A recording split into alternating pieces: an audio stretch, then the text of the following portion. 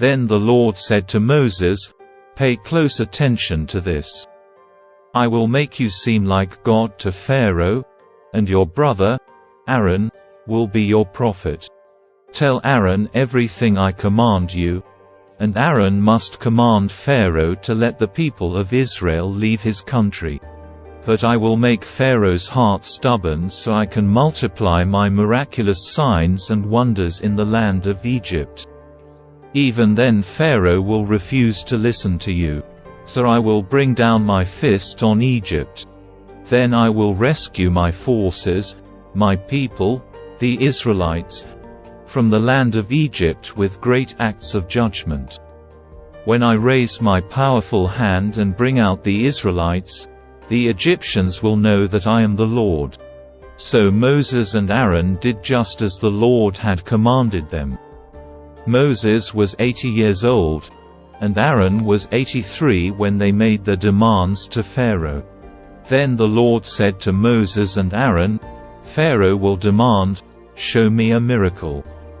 When he does this, say to Aaron, 'Take your staff and throw it down in front of Pharaoh, and it will become a serpent.'" So Moses and Aaron went to Pharaoh and did what the Lord had commanded them. Aaron threw down his staff before Pharaoh and his officials, and it became a serpent. Then Pharaoh called in his own wise men and sorcerers, and these Egyptian magicians did the same thing with their magic. They threw down their staffs, which also became serpents. But then Aaron's staff swallowed up their staffs. Pharaoh's heart, however, remained hard. He still refused to listen, just as the Lord had predicted. Then the Lord said to Moses, "Pharaoh's heart is stubborn, and he still refuses to let the people go. So go to Pharaoh in the morning as he goes down to the river. Stand on the bank of the Nile and meet him there. Be sure to take along the staff that turned into a snake.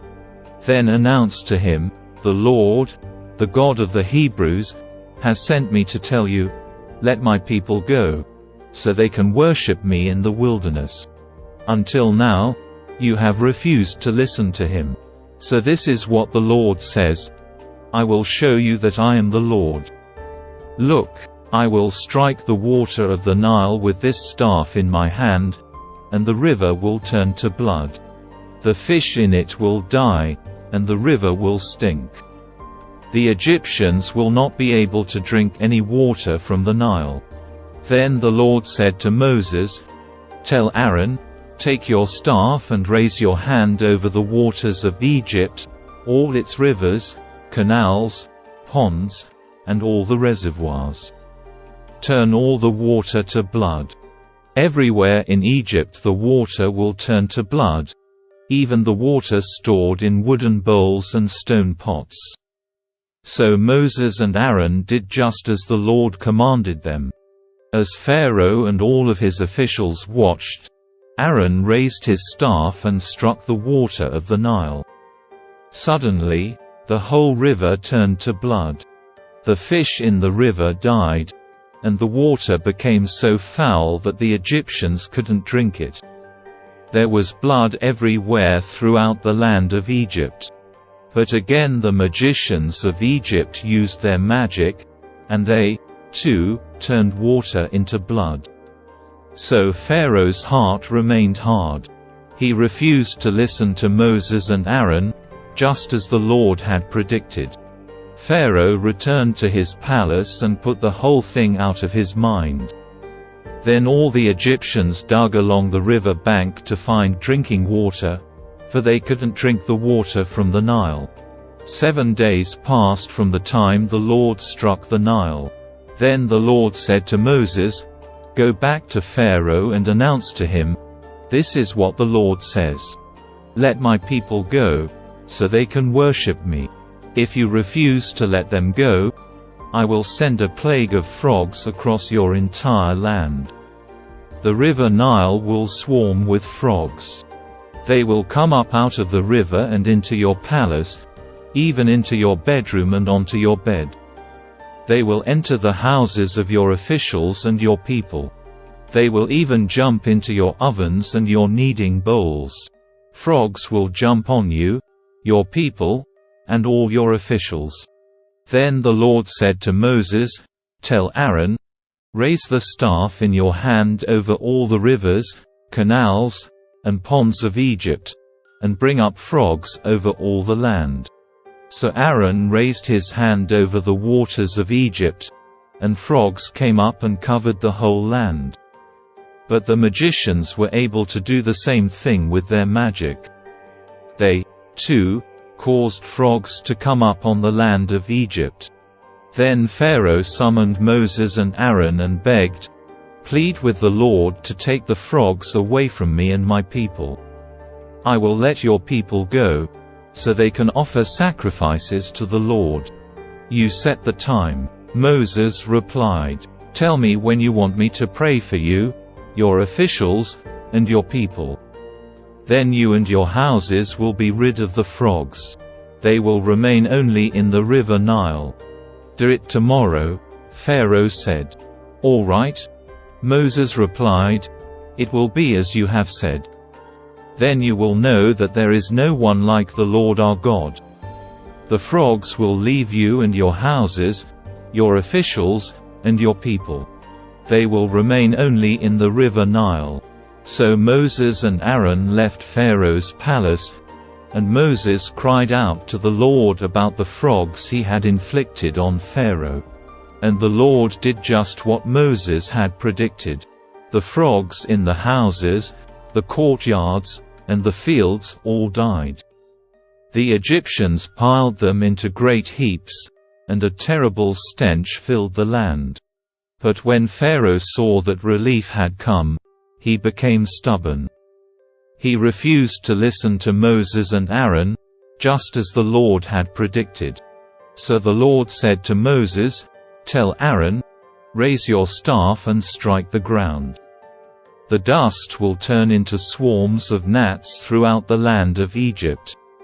So Moses and Aaron did just as the Lord had commanded them. When Aaron raised his hand and struck the ground with his staff, gnats infested the entire land, covering the Egyptians and their animals. All the dust in the land of Egypt turned into gnats.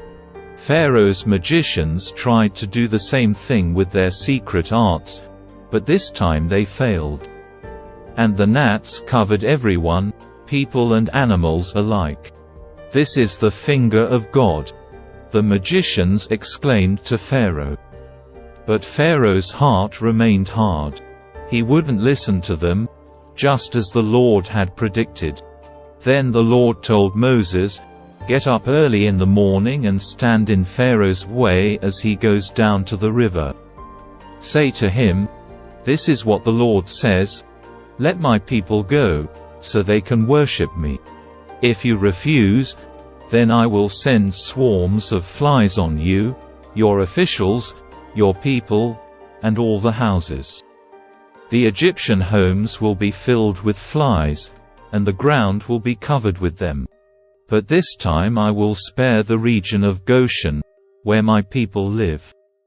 No flies will be found there. Then you will know that I am the Lord and that I am present even in the heart of your land. I will make a clear distinction between my people and your people. This miraculous sign will happen tomorrow." And the Lord did just as he had said. A thick swarm of flies filled Pharaoh's palace and the houses of his officials. The whole land of Egypt was thrown into chaos by the flies. Pharaoh called for Moses and Aaron. "All right, go ahead and offer sacrifices to your God," he said. "But do it here in this land." But Moses replied, "That wouldn't be right. The Egyptians detest the sacrifices that we offer to the Lord our God.